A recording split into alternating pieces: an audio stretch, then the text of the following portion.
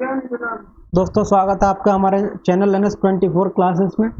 आज हम आपको परसेंटेज के बारे में बताएंगे। सेकंड लेक्चर है आज हमारा परसेंटेज का। तो देखिए आज हम आपको एक क्वेश्चन 3 तरीके से बताएंगे।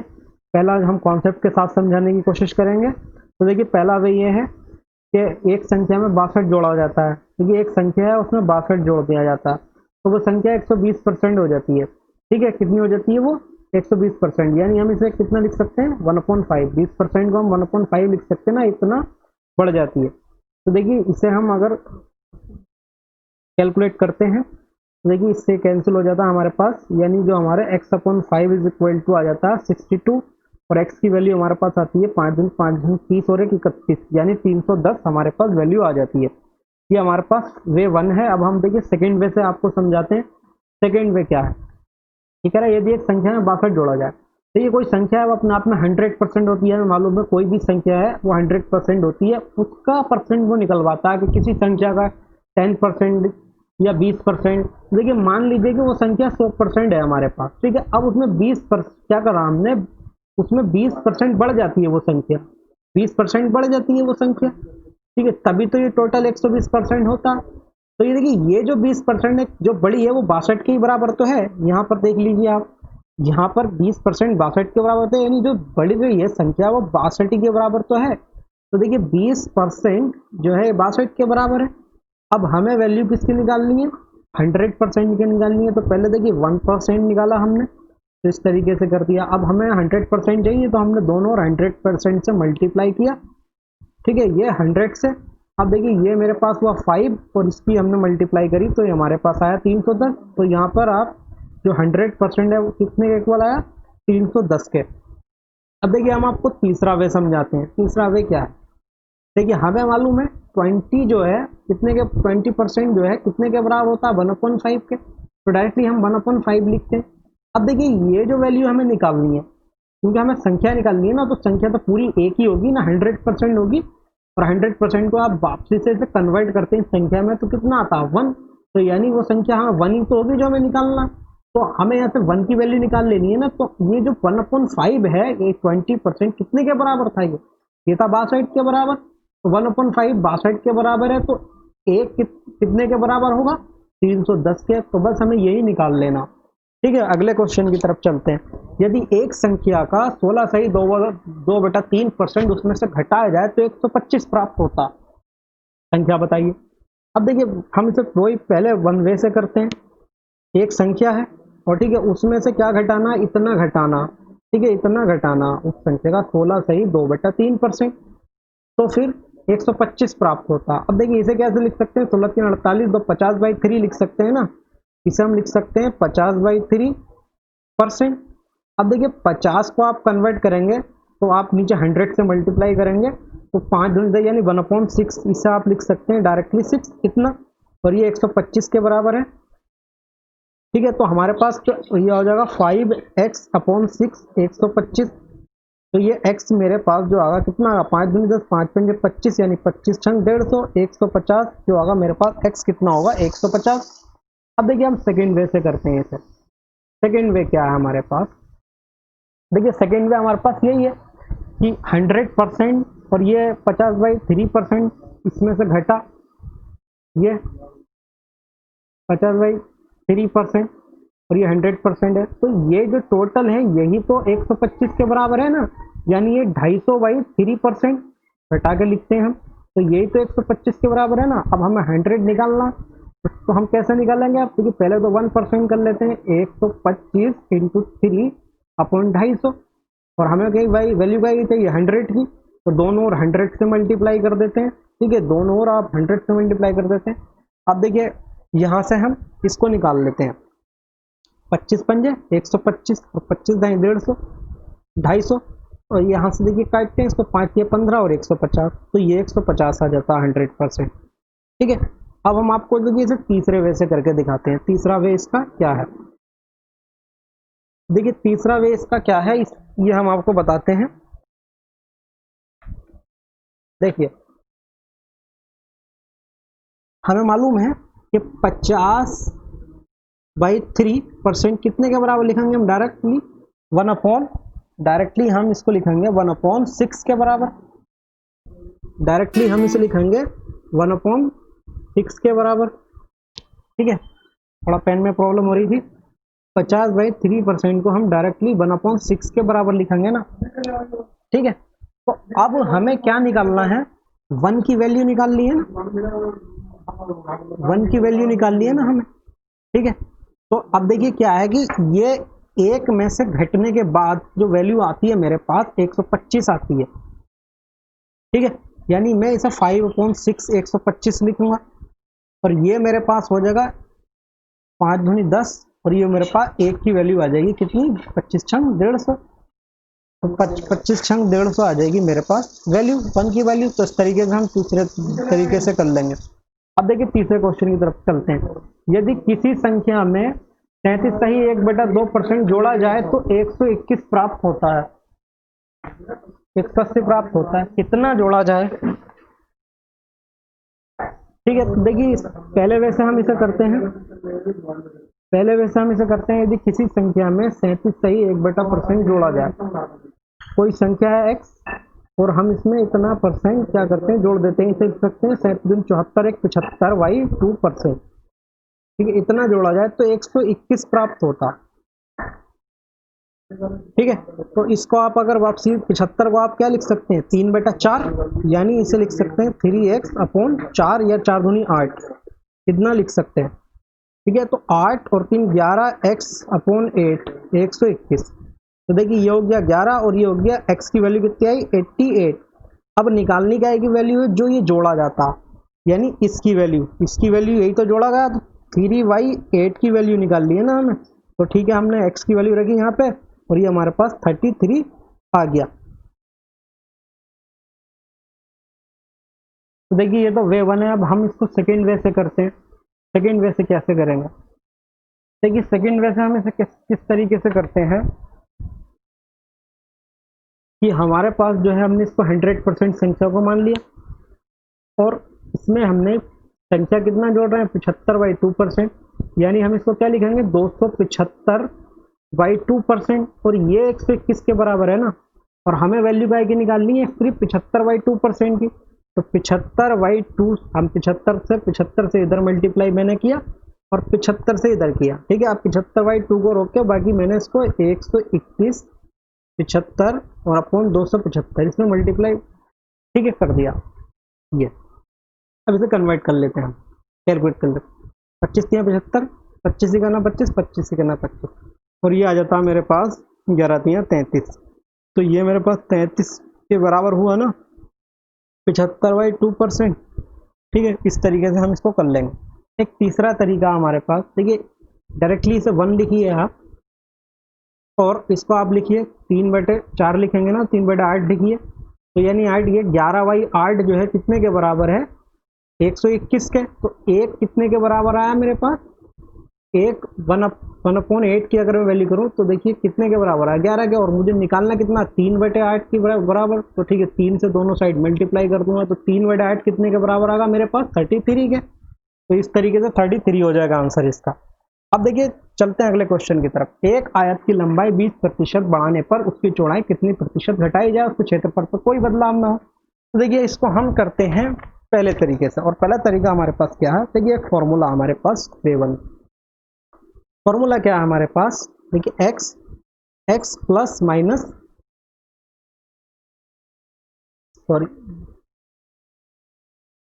100 प्लस माइनस x, ठीक है ये, और इंटू 100%।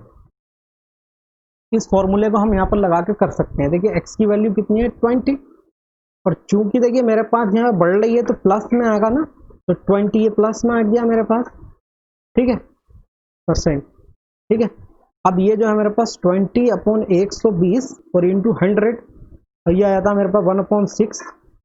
देखिए 100/6 ये कितना हो जाता है मेरे पास आंसर हो जाता है। इसे आप कैलकुलेट करके लिख सकते हैं और आगे को जो भी आंसर दिया होगा। अब देखिए वे सेकेंड है हमारे पास। सेकेंड वे क्या है, देखिए कोई एक फॉर्मूला हमारे पास होता है, ये सबसे बेस्ट फॉर्मूला है, इससे करेंगे तो आप बहुत सारे क्वेश्चन इससे हो जाते हैं। ठीक है, देखिए ये वृद्धि और कमी है, यानी x आपने वृद्धि ली तो y आप कमी लेंगे फिर। ठीक है, कमी जहां पर लेंगे आप वो माइनस में लगाएंगे और जहां वृद्धि हो रही है वो पॉजिटिव में लगाएंगे। ठीक है, और ये जो भी चेंजिंग होगी फाइनली वो निकल जाएगी। और कोई चेंजिंग नहीं हो क्वेश्चन में इस तरीके से दे दे, यानी एन में कोई चेंजिंग नहीं हो रहा था, एन को 0 ही रख लेंगे हम। देखिए कैसे, देखिए यहाँ पर एक हमारे पास फॉर्मूला कि एक आयत की लंबाई में 20% बढ़ाने पर, ठीक है, उसकी चौड़ाई कितने प्रतिशत घटाई जाएगी, उसके क्षेत्रफल पर कोई बदलाव ना हो। तो देखिए अब कोई बदलाव नहीं हो रहा है क्षेत्रफल पे, तो 0% सिग्मा हम यहाँ पर रख देंगे।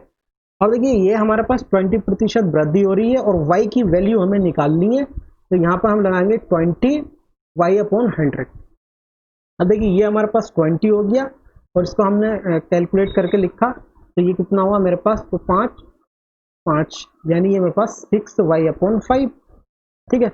अब ये हो गया मेरे पास 5 दूनी 10 और ये अपॉन 6, तो ये मेरे पास वैल्यू आई। और देखिए माइनस ये दर्शाता है कि क्या हुई होगी, कमी हुई होगी, घटाया होगा, ठीक है। ये इस तरीके से हो जाएगा। अगले जो क्वेश्चन पे चलते हैं, एक सिनेमा घर के टिकटों की संख्या 30% हो गई तो कीमत कितनी प्रतिशत बढ़ाई जाए। सेम ऐसे ही है, देखिए हम इसे पहले उस वाले वे से करते हैं 1 से, देखिए इस वाले फॉर्मूले से करते हैं।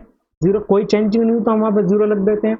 और टिकटों की संख्या क्या हुई, हमने घटाई यानी माइनस में लिखते हैं यहाँ पर, ठीक है। अब हमें y निकालना, तो ऑटोमेटिकली y की वैल्यू पॉजिटिव आ गई या नेगेटिव आ गई उससे पता चल जाएगा बड़ी या घटी, लेकिन यहाँ पे कह रहा है बढ़ रहा है तो हमें कुछ बताने की जरूरत ही नहीं है। तो देखिए -30y/100, ठीक है, ये आया। अब देखिए यहाँ पे आया 30 और ये मेरे पास हुआ 7 और अपॉन 10y, तो देखिए हुआ मेरे पास 300/7 जो मेरे पास y की वैल्यू आई, ठीक है। ये एक तरीका इसका ये है। अब देखिए अब हम इसे दूसरे तरीके से करते हैं। दूसरा तरीका हमारे पास वही है जो हमने अभी आपको बताया था। ऊपर रखते हैं हम 30 और 100 और क्या हो रहा है यहाँ पे, घटाई जा रही है ना, तो यहाँ पे हम रखते हैं कितना, माइनस, ठीक है। ये माइनस रख देते हैं यहाँ पर, माइनस, ठीक है। ऊपर वाला तो हमें प्लस में ही रखना होता है, इस फॉर्मूले में ये फॉर्मूला होता है हमारे पास x और ये प्लस माइनस, ठीक है। तो ये हमने पॉजिटिव रखा, लेकिन यहाँ पे प्लस माइनस ये दर्शाता है कि हमें क्या करना है, यहाँ पे घटा के लिखना है तो हमें माइनस रखना पड़ेगा, और बड़ी बढ़ोतरी हो रही है तो प्लस रखना पड़ेगा, ठीक है। अब देखिए क्या है, इसे लिख सकते हैं हम 30/70 और ये 3y/7, तो ठीक है 3y/7 यहाँ पर ही आ जाता, ठीक है। 3y/7 यहाँ पर आता और इंटू यहाँ पर फॉर्मूले में 100% होता है ना, तो 100% होता है, ठीक है। ये यहाँ पर लिखने चलना इसको कितना हो गया, 300/7%, यही हमारा क्या हो जाएगा, आंसर हो जाएगा। अगले क्वेश्चन की तरफ चलते हैं। चावल का मूल्य 20% से बढ़कर 5 रुपये हो गया, 25 रुपये हो गया, तो देखिए कितने प्रतिशत की वृद्धि हो रही है। पहले तो आपको प्रतिशत पता होना चाहिए, तो देखिए यहाँ पर आपको पता है कितने प्रतिशत की वृद्धि हो रही है।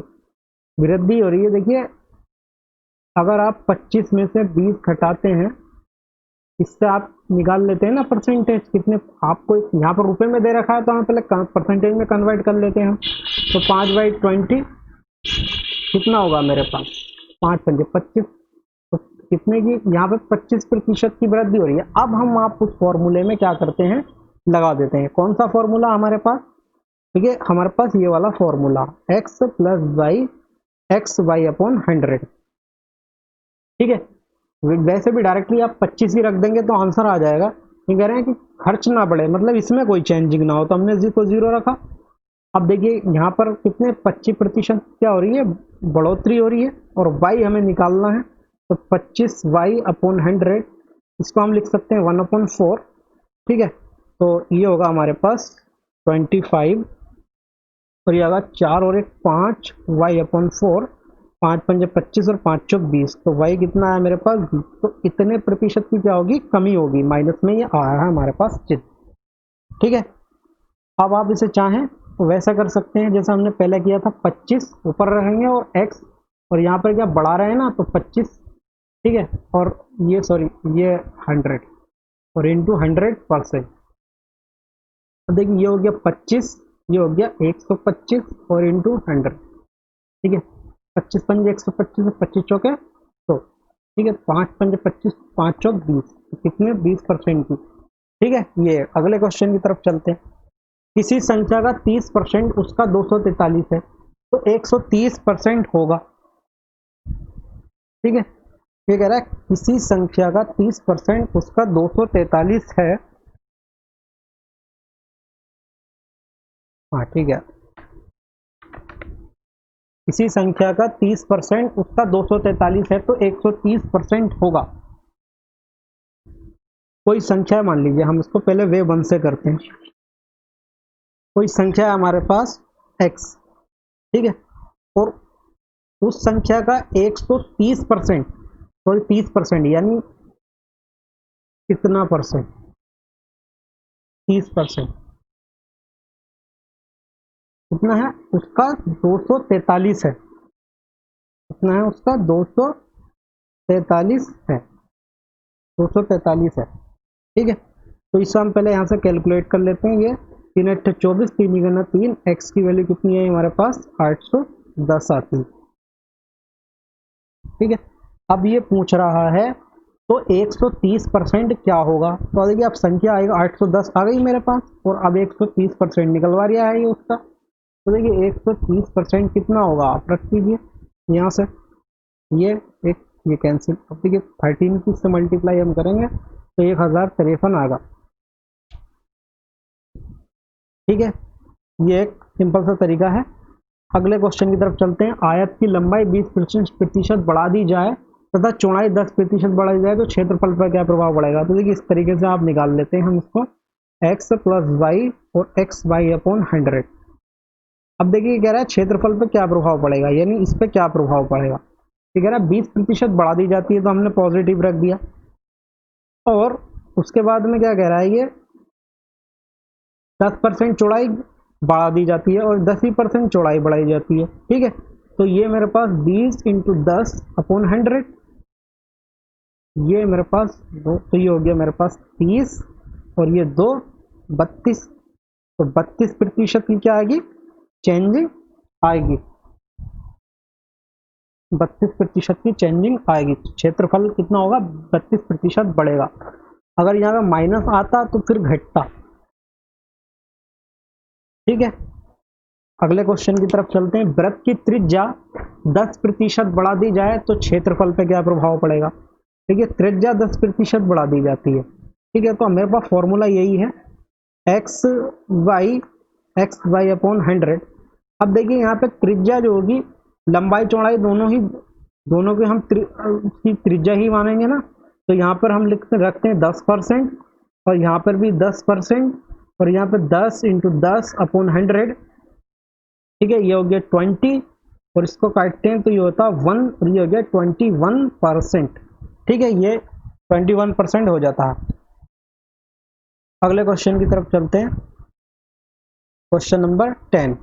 एक व्यक्ति के प्रति घंटे के वेतन को 20% बढ़ाया गया और उसके काम करने के समय को 25 कम कर दिया गया। 25 क्या कर दिया गया, कम कर दिया गया। तो उसका जो है प्रारंभिक वेतन